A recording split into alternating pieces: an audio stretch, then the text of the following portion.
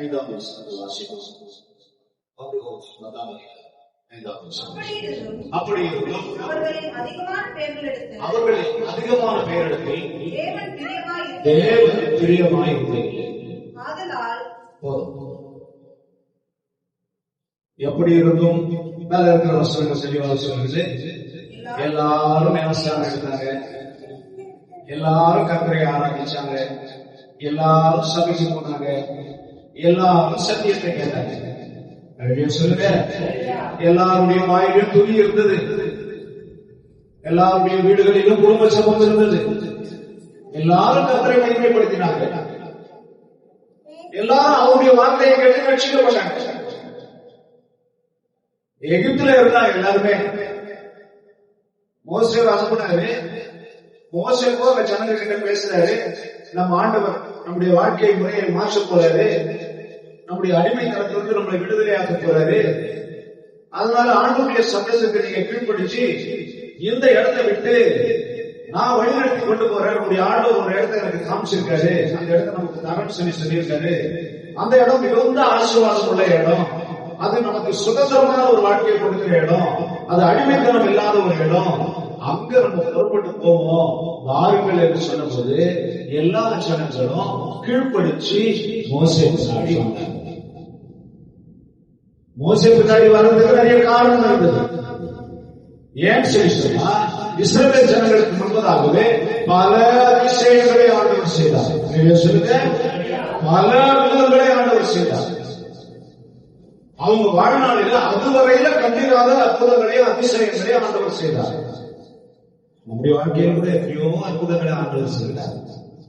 ஆண்டவரோடு பயணிக்க நாமும் புறப்படுகிறோம். நாமும் நித்தியத்தை நோக்கி, நாமும் பரலோகத்தை நோக்கி. பூமியில நமக்கு கொடுக்கப்பட்ட ஆயுச நாட்களில் ஆண்டவரை தரிசிக்கும்படியாக நாமும் பிரயாணத்தை போகிறோம். மணவாட்டியாகிய சபையும் மணவாளனாகிய இயேசு கிறிஸ்துவை தரிசிக்கும்படியாக ஒவ்வொரு நாளும் தன்னை புதுப்பித்துக் கொள்கிறது, ஒவ்வொரு நாளும் உயிர்ப்பிக்க அடைகிறது, உயிர்ப்பிக்கப்படுகிறது. ஒவ்வொரு நாளும் வேத வசனங்களை தனதாக்கி உட்கொண்டு வேத வசனங்களை ஏற்றுக்கொண்டு வேதத்தில் இருக்கிற சத்தியத்துக்கு ஏற்ற வண்ணமாக குயவன் கையில இருக்கிற களிமண் குயவனுடைய சித்தத்தின்படி எப்படி வரையப்படுகிறதோ அதே மாதிரி மணவாளுடைய சித்தத்தின்படி மணவாட்டியாகிய சபைகள், இந்த பூமியில் இருக்கிற ஒவ்வொரு சபையும் அலங்கரிக்கப்படுகிறது சத்தியத்துக்கு கீழ்ப்படுகிறதுனால. இப்பதான் என்ன நடக்குது பாருங்க, அவர்களில் அதிகமான பேரிடத்துல தேவன் என்னவா பிரியமா இருந்தது. வரதனமும் கிளம்பி வந்துட்டாங்க, சபைக்கு வர சொன்னா வந்துட்டாங்க. பிரயாணம் பண்ணி பரலோகத்தை நோக்கி போக அப்படின்னு சொல்லி சொன்னா பிரயாணம் பண்ணிட்டாங்க. ஆனா பாருங்க, போற வழியில தங்களை முழுவதுமாக ஆண்டவருக்கு ஒப்பு கொடுக்கல. அற்புதங்களை பார்த்தாங்க, அவங்க வாழ்க்கையில நடந்த அதிசயங்கள் எவ்வளவு எல்லாம் அவங்க கண்டுகொண்டு கொண்டு வர்றாங்க. எல்லாத்தையும் நினைவுல வச்சுக்கங்க. முதல்ல செய்யற அற்புதம், அவங்க அங்கிருந்து புறப்படும் போதே ஒரு 10 அற்புதத்தை செஞ்சுட்டாங்க. ஒரு 10 அற்புதத்தை செஞ்சுட்டு அவங்க அங்கிருந்து புறப்பட்டு வர்ற வழியில பாத்தீங்க அப்படின்னு சொல்லி சொன்னா, அவர்கள் எப்படிப்பட்ட ஜனங்களா இருந்தாங்க? ஆண்டவரை முறுமுறுக்கிற ஜனங்களாய், ஆண்டவரை குறை சொல்லுகிற ஜனங்களாய், ஆண்டவரை வெறுக்கிற ஜனங்களாய், ஆண்டவருக்கு விரோதமாக பேசுகிற ஜனங்களாய் இருந்தாங்க. வேதம் சொல்லுகிறது, அவர்கள் மீண்டும் எகிப்தே போதும் என்கிற நிலைக்கு வந்துவிட்டார்கள். எங்களை விட்டுருங்க, நாங்க எகிப்துக்கு என்ன பண்றோம்? திரும்பி போயிடுறோம். யோசனை பண்ணி பாருங்க. நீ அழியாத படிக்கு மலைக்கு ஓடிப்போ அப்படின்னு சொல்லி சொல்றாரு லோத்து கிட்ட. லோத்து மனைவி கிட்ட சொல்றாரு, பின்னிட்டு பாராத. எல்லாம் ஒரே சத்தியம் தான். ஆண்டவர் நிறைய சத்தியங்களை இந்த வாழ்க்கையில நடைமுறைப்படுத்துகிற நம்முடைய வாழ்க்கையில நாம் நடந்து போகிற பாதையில நமக்கு வாழ்க்கையில வருகிற பிரச்சனைகளை பழைய ஏற்பாட்டில நிழலாட்டமாய் வைத்திருக்கிறார். அவர்களில் அதிகமான பேரிடத்துல தேவன் என்ன பண்ணலையா? அதை நம்ம தொடர்ந்து வாசிக்கும் போது அவைகள் எல்லாம் நமக்கு திருஷ்டாந்தங்களாக வைக்கப்பட்டிருக்கிறது. தொடர்ந்து வாசிக்க பாருங்க. அவர்கள் இச்சித்தது போல நாமும் பொல்லாதவைகளை என்ன பண்ணக்கூடாது? இச்சை என்றால் ஆசை என்றால். இச்சித்தல் என்று சொன்னால் ஆசைப்படுதல் என்றார்கள். அவர்கள் எதுக்கு இச்சித்தாங்க? சாப்பாட்டை இச்சித்தாங்க. நாங்க அங்க இருந்தா இறைச்சியை சாப்பிட்டுருப்போம் சொல்லுங்க. இந்த வண்ணாந்தத்துல எங்களை சாகரிக்குவா கொண்டு வந்தீங்க, நாங்க பசியா இருக்கிறோமே அப்படின்னு ஆகாரத்தின் மேலே, நம்முடைய சரீரத்தை போஷிக்கிற ஆகாரத்தின் மேலே இச்சையா இருந்தாங்க. கர்த்தருடைய பரிசுத்த ஜீவியத்தை ஜீவிக்க வேண்டும் என்று சொல்லி ரட்சிக்கப்பட்டு சபைக்கு வந்து ஞானஸ்தானம் பெற்றுக்கொண்டு கர்த்தரோடு நடக்க வேண்டும் என்று சொல்லி முயற்சி எடுக்கிற நாம கூட என்ன பண்றோம்? இந்த உலக பொருட்கள் மேலே, இந்த உலக இச்சைகளின் மேலே, இந்த சிற்றின்பங்களின் மேலே நாம் ஆசை வைத்து ஆண்டவர் அவைகளை தரவில்லை, அவைகளை பூரணப்படுத்தவில்லை என்று சொல்லி ஆண்டவரை நிந்தித்துக் கொண்டிருக்கிறோம். ஆண்டவருக்கு விரோதமாக முறையிட்டுக் கொண்டிருக்கிறோம். ஆண்டவருக்கு விரோதமாக சிந்தித்துக் கொண்டிருக்கிறோம். அவங்களை நல்லா வச்சிருக்கிறாரு, என்ன நல்லா வைக்கலையே, அவங்களுக்கு அதையெல்லாம் கொடுத்தாரு, எனக்கு அதையெல்லாம் கொடுக்கலையே, நான் இயேசு கிறிஸ்துவை ஏற்றுக்கொள்வதற்கு முன்பாகவே நல்லா இருந்தேன், இப்போ அதை விட மோசமா இருக்கிறனே. இப்படிப்பட்ட வார்த்தைகளை சிந்தித்துக் கொண்டிருக்கிறோம். எனக்கு அருமையானவர்களே, நிறைய பேர் உலகத்தில் இப்படிப்பட்ட வாழ்க்கையை தான் நடந்து கொண்டிருக்கிறாரு. கலாத்தியர் 6ஆம் அதிகாரத்தில் எடுத்து வாசிக்க 7வது வசனம். கலாத்தியர் 6ஆம் அதிகாரம் 7வது வசனம் சொல்கிறது, மோசம் போகாதீர்கள், தேவன் நம்மை பரியாசம் பண்ண வந்தார். மனுஷன் எதை விதைக்கிறானோ அதையே அறிவான். சொல்லுங்க. 12 பேர்ல ஒரு 2 பேர் மட்டும் நல்ல செய்தியை கொண்டு வந்து கொடுத்தாங்க. 12 பேர் தேசத்தை பார்க்கும்படி அனுப்புறாங்க. கோத்திரத்துக்கு ஒருத்தராக எடுத்துக்கொண்டு 12 கோத்திரத்துக்கு 12 பேர். அவங்க போய் எத்தனை நாள் சுத்தி பார்த்தாங்க தெரியுமா? 40 நாள் சுத்தி பார்த்தாங்க. சொல்லுங்க. சுத்தி பார்த்துட்டு திரும்ப வந்து ஒரு 10 பேர் என்ன பண்றாங்க? அபிசுவாசத்தை போதிக்கிறார்கள். இந்த அபிசுவாசத்தை போதித்தவர்கள் யார் தெரியுமா? ஆண்டவருடைய அற்புதங்களை அதிசயங்களை பார்த்தவங்க, எகிப்தில இருந்து புறப்பட்டு வந்தவங்க, வழிநெடுக அற்புதங்களை பார்த்தவங்க. இப்ப கிட்ட வந்துருச்சு ஆசீர்வாதம். ஆளும் தேர்வு ஓடுகள் காணாம் தேசத்துக்கு கிட்ட வந்துட்டாரு. அதை சுதந்திரிப்பதற்கு முன்பதாக அந்த தேசத்தை பார்த்துட்டு அந்த தேசத்தை குடிகளை பார்த்துட்டு அந்த தேசம் மெச்சப்பட்டதுன்னு சொல்லி பார்த்துட்டு வந்து இங்க இருக்கிற ஜனங்களுக்கு இன்னும் உற்சாகத்தை சொல்லுங்க, இன்னும் விசுவாசத்தை சொல்லுங்க, இன்னும் தைரியத்தை சொல்லுங்க, ஜனங்க இன்னும் சந்தோஷமா அந்த தேசத்தை சுதந்திரிக்கணும் அப்படின்னு சொல்லி அனுப்புனா 10 பேர் என்ன பண்ணாங்க? அவிசுவாசத்தை போதிச்சாங்க. 2 பேர் மட்டும் என்ன சொல்றாங்க? அதை நம்ம எளிதாய் சுதந்திரித்து சொல்லலாம். ஏன்னு சொல்லி சொன்னா அந்த 2 பேரு ஆண்டவருடைய அற்புதங்களை அப்படியே விசுவாசித்தாங்க. வழிநெடுக நம்ம பட்ட பிரயாசங்களை, நம்ம பட்ட கஷ்டங்களை, நம்முடைய துன்பங்களை எல்லாம் மாற்றினாரு. நம்மை பசியாற்றினார், மன்னாவை கொடுத்தார், கசப்பான தண்ணீர் இருந்தது, அங்க ஒரு மரத்தை வெட்டி போட்டு அந்த தண்ணியை சுவை மிகுந்த தண்ணியா மாற்றினாரு. குறுக்க ஒரு பெரிய கடல் இருந்தது, அந்த கடலை கடந்து வரும்படி செய்தாரு. குறுக்க ஒரு பெரிய நதி இருந்தது, அந்த நதியை கடந்து வரும்படி செய்தாரு. எத்தனையோ தேசங்கள் இருந்தது, எத்தனையோ எதிரிகள் அரசர்கள் நமக்கு எதிராக நம்மை தடை செய்தார்கள், நம்முடைய பயணத்தை தடை செய்தார்கள். அதை எல்லாத்தையும் கடற்க கர்த்தர் உதவி செய்தார். இப்பொழுதும் கிட்ட வந்திருக்கிறோமே, இதையும் ஆண்டவர் செய்வார் என்கிற விசுவாசத்தோடு அவர்கள் 2 பேரும் என்ன பண்றாங்க?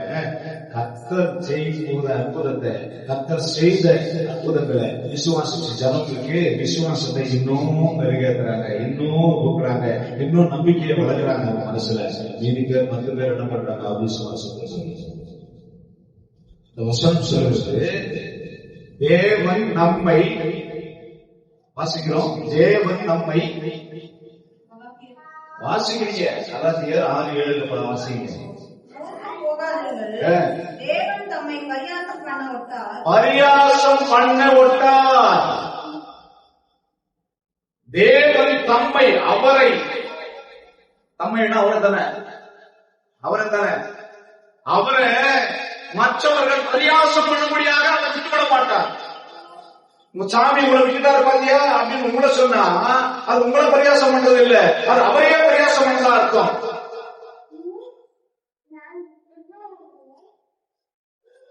அவருடைய நாமம் அவமதியானதைக்குரிய நாமமாய் மாறிவிட அவர் விட்டுவிட மாட்டார் என்று அர்த்தம். அவரை ஜனங்கள் தூஷிக்கிற மாதிரி அவர் விட்டுவிட மாட்டார் என்று அர்த்தம். அப்புறம் சொல்றாரு பாருங்க, பரியாசம் பண்ணப்பட்டான்னு சொல்லிட்டு, மனுஷன் எதை விதைக்கிறான் ரொம்ப முக்கியமான விஷயம்.